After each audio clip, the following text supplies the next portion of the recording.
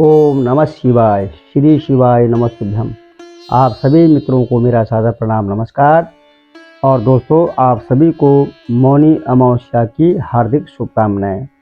तो दोस्तों, आज माघ मास की अमावस्या तिथि है और इस मौनी अमावस्या के नाम से जाना जाता है।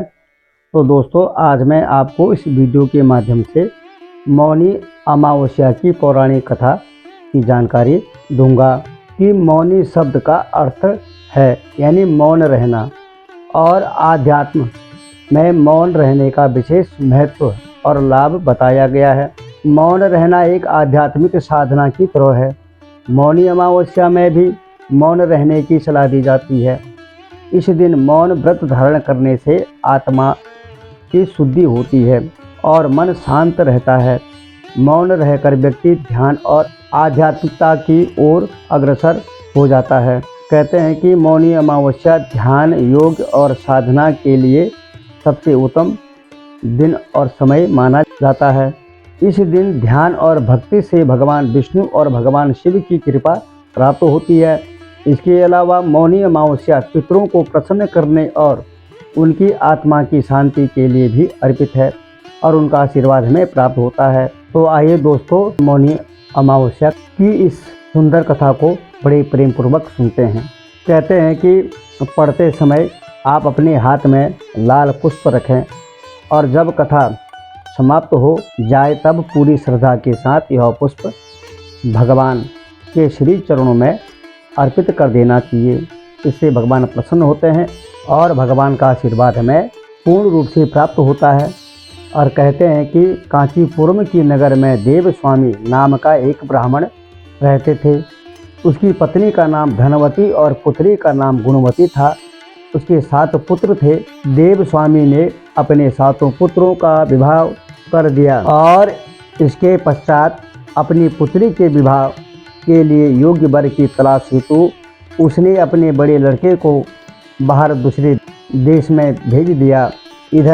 इधर देव स्वामी ने भी अपनी पुत्री गुणवती की कुंडली एक ज्योतिषी को दिखाई। ज्योतिषी ने गुणवती की कुंडली देखकर कहा कि ब्राह्मण देवता, आपकी पुत्री की कुंडली में तो दुर्भाग्य लिखा है और आपकी पुत्री की कुंडली में विवाह योग्य ही नहीं है। यदि इसका विवाह हुआ भी तो सप्तपदी होते ही आपकी कन्या के पति नहीं रहेंगे।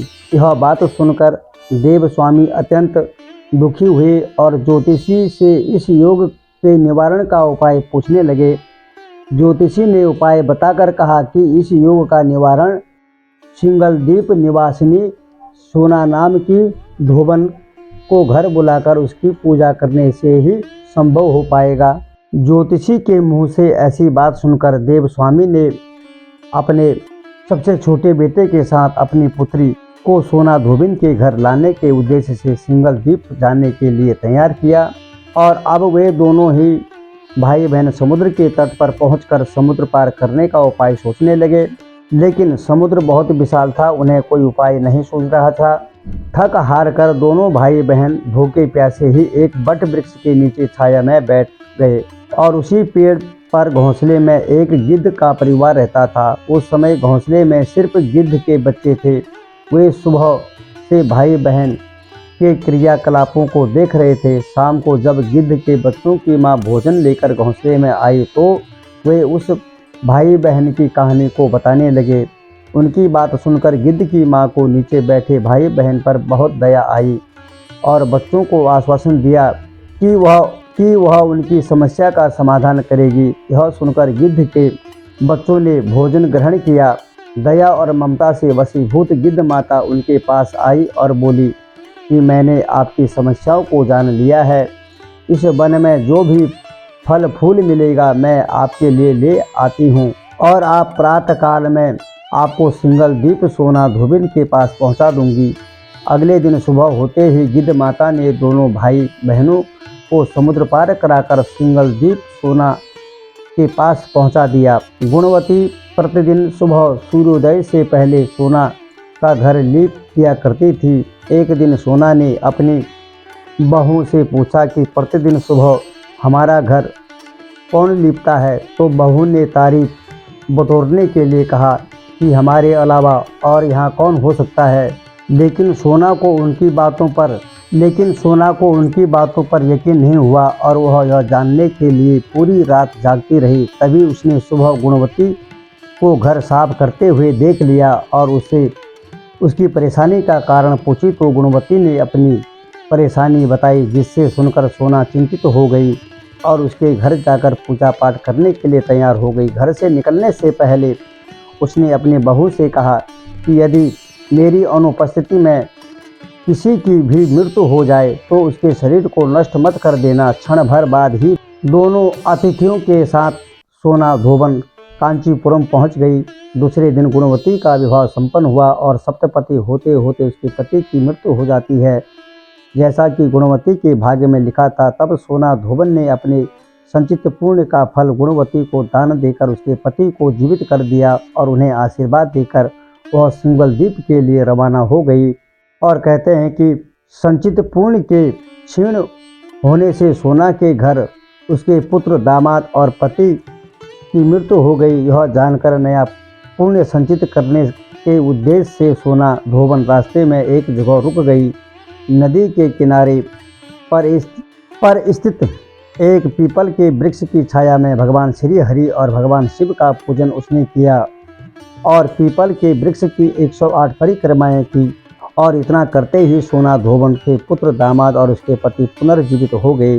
उसका घर धन धान्य से परिपूर्ण हो गया और वह खुश रहने लगी। इस प्रकार निस्वार्थ भाव से सेवा करने का उत्तम फल सोना धोबन को प्राप्त हो गया।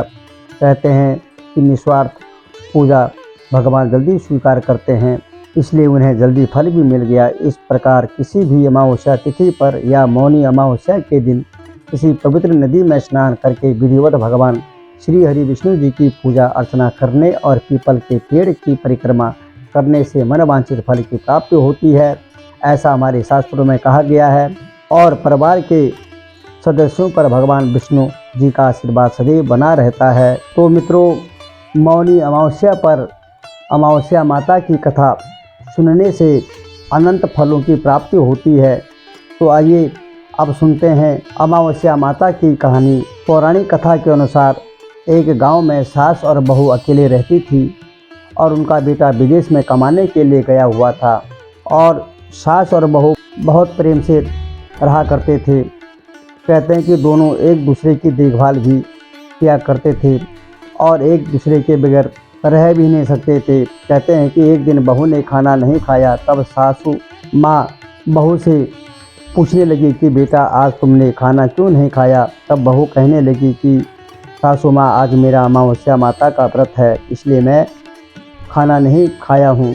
तब सास ने कहा कि बहू, यह व्रत क्या होता है और इस व्रत को करने से क्या फल मिलता है और क्यों किया जाता है, इसके बारे में मुझे पूरा विस्तार से बताइए, यह मुझे भी समझाओ। तब बहू कहने लगी कि सासू माँ, अमावस्या माता का व्रत करने से बहुत पुण्य फल की प्राप्ति होती है, घर में सुख समृद्धि की प्राप्ति होती है, अन्न धन का भंडार भरा रहता है और सुख शांति सदैव घर में बनी रहती है और इष्ट मित्रों का, अतिथियों का घर में आना जाना लगा रहता है और भगवान का आशीर्वाद पूर्ण रूप से मिलता है और अटल सुहाग की प्राप्ति होती है और पुत्र की प्राप्ति होती है। इस तरह से 3 पनौती अमावस्या माता का व्रत भी रखा जाता है। इस व्रत में हर वर्ष अलग अलग खाना खाया जाता है और भगवान विष्णु के मंदिर में चढ़ावा चढ़ाया जाता है या फिर किसी ब्राह्मण को दान दक्षिणा दी जाती है। इस व्रत में पहले शक्कर, घी, चावल से बना हुआ खाया जाता है भोजन। पहले साल व्रत पूर्ण होने के बाद 1.25 किलो चावल और 1 कटोरी घी और 1 कटोरी शक्कर किसी ब्राह्मण देवता को दान में दिया जाता है और दूसरे साल में जौ, घी, शक्कर से बना खाना खाया जाता है। इसी तरह जब दूसरे साल का व्रत पूर्ण हो जाए तब 1.25 किलो जौ, 1 कटोरी घी और 1 कटोरी शक्कर किसी मंदिर में चढ़ाया जाता है या किसी ब्राह्मण को दान में दिया जा सकता है। तीसरे साल गुड़, तेल और घी से बने व्यंजन खाने चाहिए। जब तीसरे साल का व्रत पूर्ण हो जाए तब आधा किलो तिल गुड़ और एक कटोरी घी किसी मंदिर में चढ़ाया जाता है या किसी भी ब्राह्मण को दान में दे देना चाहिए। इस प्रकार यह व्रत किया जाता है। इसे ही सासू माँ 3 पनौती अमावस्या का व्रत भी कहा जाता है। फिर बहू बताने लगी कि माँ जी, इस व्रत का संकल्प लेने के बाद इसे पूरा करना बहुत ज़रूरी होता है। अगर पूरा नहीं कर सकते हैं तब घर परिवार में झगड़ा कलेश और अशांति हो जाती है। तब सासू माँ कहने लगी कि बहू, मेरी तो उम्र हो गई है, लेकिन तुम यह व्रत जरूर करना। तब बहू यह व्रत करना प्रारंभ करती है और अपना संकल्प ले लेती है। कहते हैं कि एक दिन बहू ने किसी के कहने पर गेहूं से बनी रोटी खा ली और अमावस माता इस बात से नाराज़ हो गई। अब जो सास और बहू एक दूसरे से प्रेम करती थी, अब उन दोनों में झगड़े और कलेश होने लगे। सभी गांव वाले भी हैरान हो गए कि इनके घर में यह सब क्या हो रहा है, कैसे हो रहा है, क्यों हो रहा है। सास और बहू में तो बहुत ही प्रेम हुआ करता था, लेकिन आज सास अपनी बहू को कहने लगी, जब से तुम हमारे घर में बहू बनकर आई हो तब से हमारे घर की लक्ष्मी चली गई है। तुम हमारे लिए बिल्कुल भी शुभ नहीं हो। तब बहू ने कहा कि माँ जी, आपके घर की लक्ष्मी चली गई है तो मुझे बताओ कि कहाँ मिलेगी, मैं लक्ष्मी को लेकर आऊँगी। तब सासू माँ कहने लगी कि बहू, लक्ष्मी तुम्हें समुद्र के बीच में भगवान विष्णु के पैर दबाते हुए मिलेगी। यह सुनकर बहू यह कहकर चली जाती है कि माँ जी, अब तो मैं लक्ष्मी जी को लेकर ही अपने घर आऊँगी, नहीं तो मैं इस घर में कदम भी नहीं रखूँगी। ऐसा वचन उसने अपनी सासू माँ को दे दिया और ऐसा कहकर बहू लक्ष्मी की खोज में चली गई। जब बहू लक्ष्मी की खोज के लिए निकली तब उसे बीच रास्ते में गाय माता मिली। गाय बहू से पूछने लगी कि आप कहाँ जा रही हो, क्या तुम्हारे मन में है, क्या आप मुझे बताने की कृपा करोगे। तब बहू कहने लगी, गाय माता, मेरी सास कहती है कि मेरे आने से उनके घर में अन्न धन की कमी हो गई है और घर में झगड़ा कलेश होने लगा है और उनके घर की लक्ष्मी चली गई है, इसलिए मैं लक्ष्मी को लेने जा रही हूँ। तब गाय माता कहने लगी कि बेटी, अगर तुम जा ही रही हो तो भगवान से मेरे बारे में भी पूछ लेना। तब वह कहने लगी कि ठीक है गाय माता, मैं आपके बारे में भी पूछ लूँगी। तब गाय माता कहने लगी कि जब मेरा बछड़ा होता है तो वह मर जाता है, जिंदा नहीं रहता है। तुम लक्ष्मी जी से ज़रूर पूछ लेना कि आखिरकार मेरे साथ ऐसा क्यों हो रहा है, मैंने ऐसे कौन से कर्म किए हैं, ऐसा कौन सा पाप किया है जिसकी सज़ा मुझे मिल रही है। तब बहू कहने लगी, गाय माता, मैं आपके बारे में ज़रूर पूछ लूँगी। ऐसा कहकर बहू आगे बढ़ गई। जब आगे बढ़ी तब रास्ते में उसे एक घोड़ी मिली जिसके गले में घंटी बंधी हुई थी। घोड़ी ने कहा, बेटी, तुम मेरे दुख का निवारण लक्ष्मी जी से पूछ लेना। तब बहू कहने लगी कि मैं ज़रूर पूछ लूँगी। ऐसा कहकर बहू आगे बढ़ गई। आगे जाते ही बहू को एक अंधा और बहरा बुजुर्ग मिला। उसने भी बहू से अपनी समस्या के निवारण के लिए पूछने को कह दिया। तब बहू उसकी समस्या भी भगवान से पूछने लगी। पूछने को कहकर आगे बढ़ने लग गई। आगे जाते ही बहू को एक और बूढ़ी औरत मिली जो कि हाथ और पैर से अपाहिज थी। उसने भी बहू से कहा कि बेटी, जब तुम भगवान से मिलो तो उनसे ज़रूर पूछना कि आखिरकार मैं अपाहिज क्यों हुई, मैंने ऐसा कौन सा कर्म किया था जिसके कारण मुझे अपाहिज बनना पड़ा। तब बहू उसकी समस्या पूछने के लिए भी तैयार हो गई और फिर आगे बढ़ गई। आगे जाते जाते बहू बहुत थक गई और एक आम के पेड़ के नीचे बैठ गई। आम का पेड़ बहुत खुश होकर बहू से पूछने लगी कि बेटी, तुम कहाँ से आई हो और कहाँ जा रही हो। तब बहू कहने लगी कि वह लक्ष्मी जी की खोज में जा रही है और लक्ष्मी जी को अपने घर लेने के लिए मैं जा रही हूँ। तब आम का पेड़ भी अपनी समस्या भगवान से पूछने के लिए कहने लगा कि मेरे पेड़ पर लगे हुए आम खट्टे ही क्यों होते हैं, इस बारे में बहू रानी भगवान से ज़रूर पूछ लेना। तब बहू पेड़ की समस्या लेकर आगे बढ़ गई। थोड़ी दूर जाने पर बहू को एक तलाई मिली। वह भी बहू से कहने लगी, बहू, तुम भगवान से ये ज़रूर पूछना कि मेरी तलाई का पानी इतना मैला क्यों है, कोई यहाँ आकर पानी नहीं पीता, इसका क्या कारण है। तब बहू कहने लगी कि मैं ज़रूर पूछ लूँगी। ऐसा कहकर बहू आगे बढ़ गई। बहुत दिनों से जंगल में चलते चलते बहू बहुत थक गई थी। उसे भूख और प्यास भी लग गई थी, लेकिन खाने को कुछ नहीं मिला, तो वह भूख और प्यास से बेचैन हो गई और जंगल में बेहोश होकर गिर गई। उसी समय भगवान श्री हरि और माता लक्ष्मी जी घूमते हुए उधर जा रहे थे। तब माता लक्ष्मी जी भगवान विष्णु से कहने लगे कि हे नाथ, यह तो आपकी बहुत बड़ी भक्त है, यह आपकी पूजा बड़े श्रद्धा ही भक्ति के साथ करती है, आप इसके दुख निवारण कीजिएगा। तब भगवान श्री हरि कहते हैं कि संसार में तो बहुत से जीव दुखी हैं, सभी अपने कर्मों का फल भोग रहे हैं, मैं किसके दुख का निवारण करूं। तब माता लक्ष्मी जी भगवान श्री हरि से विनती करने लगी और कहने लगी कि वह भूखी और प्यासी है, अगर इसे जंगल में छोड़ दिया जाए तो जंगली जानवर इसे नुकसान पहुंचा सकते हैं, मार भी सकते हैं। तब माता लक्ष्मी जी की बात को सुनकर भगवान श्री हरि एक साधु का भेष धारण करके बहू के पास गए और उसे होश में लेकर आए। बहू के होश आने में आते ही साधु भेष में भगवान उससे पूछने लगे कि वह यहाँ क्यों आई है, क्या बात है, क्यों परेशान है और कहाँ आज जा रही हैं। तब बहू ने सारी बात बता दी। उसकी बात को सुनकर भगवान श्री हरि और माता लक्ष्मी जी प्रकट हो गए और उनके साथ साथ अमावस्या माता भी प्रकट हो गई। बहू यह सब देखकर उनके चरणों में गिरकर उन्हें प्रणाम करने लगी। तब अमावस्या माता बहू से कहने लगी कि बेटी, तूने मेरे व्रत को खंडित किया है, इसी की सज़ा तुझे मिली है, लेकिन अब मैं तुझे क्षमा कर देती हूँ। अब तुम घर जाओ, तुम्हारा घर अन्न और धन से भर जाएगा, ऐसा मैं तुम्हें वचन देता हूँ, और तुम्हारा घर सुंदर महल में बदल जाएगा और तुम्हारी सास तुमसे बहुत प्यार करने लगेगी, तुम्हारी सभी प्रकार की मनोकामनाएं पूर्ण हो जाएगी, तुम्हारे घर में सुख और शांति समृद्धि की प्राप्ति होगी।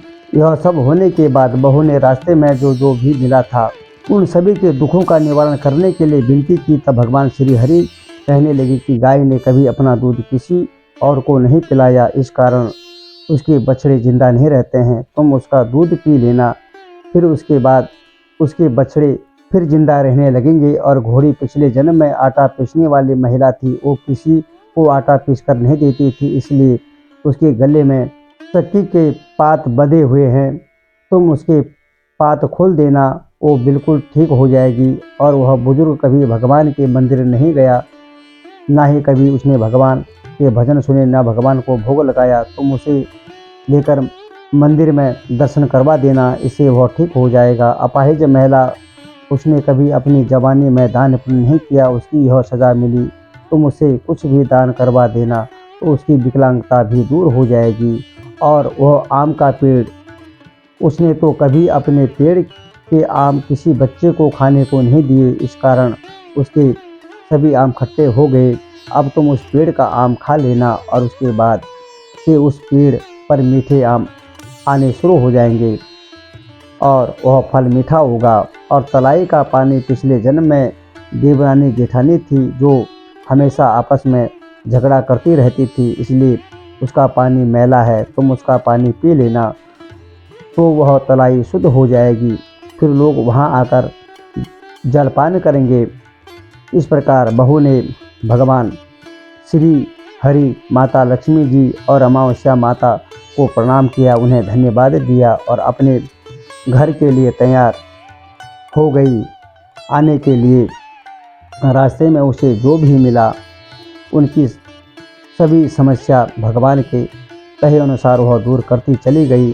सभी ने उसे भर भर कर आशीर्वाद दिया। घर पहुंचते ही उसका टूटा फूटा घर एक सुंदर महल में बदल गया। उसके घर में अब अन्न और धन के भंडार पूरे भर गए। अब बहू ने सासू माँ से कहा कि सासू माँ, आपने तो सच में कहा था कि मैं आपके लिए शुभ नहीं हूँ, मेरे जाने से ही आपके घर में लक्ष्मी आई है, आप यहाँ रहे, मैं मरने जा रही हूँ। तब सासू माँ ने कहा, बेटी, यह सब तुम्हारी अमावस्या माता के व्रत के कारण हमें यह फल मिला है, जो हमें भगवान ने आशीर्वाद दिया है, तुम यहीं पर रहो, अब तुम्हें यहाँ से कहीं नहीं जाएगी। इस प्रकार सासू माँ ने अपनी बहू को आशीर्वाद दिया। और फिर एक दिन सास का बेटा भी विदेश से वापस लौट आया। फिर क्या था, घर में जब उसने खूब धन दौलत और अन्न के भंडार देखे, तब उसकी माँ ने सारी बातें अपने बेटे को बता दी। इस प्रकार वे लोग खुशी खुशी रहने लगे। तीनों मिलकर अमावस्या माता के व्रत को रखने लगे। तो मित्रों, प्रेम से बोलेगा अमावस्या माता की जय। तो दोस्तों, यह कहानी आपको कैसी लगी ज़रूर कमेंट के माध्यम से बताइएगा और चैनल को लाइक और सब्सक्राइब ज़रूर करिएगा। आप सभी मित्रों का बहुत बहुत धन्यवाद। और इसी तरह आप भी ईश्वर की पूजा में लीन होकर के प्रभु की सेवा करें और अच्छे कर्मों को करें, और जो भी आप कर्म करते हैं उस कर्म को भगवान को अर्पित करें, और भगवान आपको भी सदा प्रसन्न रखेंगे। आपके घर में सुख शांति समृद्धि सदैव बनी रहेगी और भगवान का आशीर्वाद बनता रहेगा हमेशा जो है। तो आप सभी मित्रों का बहुत बहुत धन्यवाद। जय श्री कृष्णा। ओम नमो भगवते वासुदेवाय।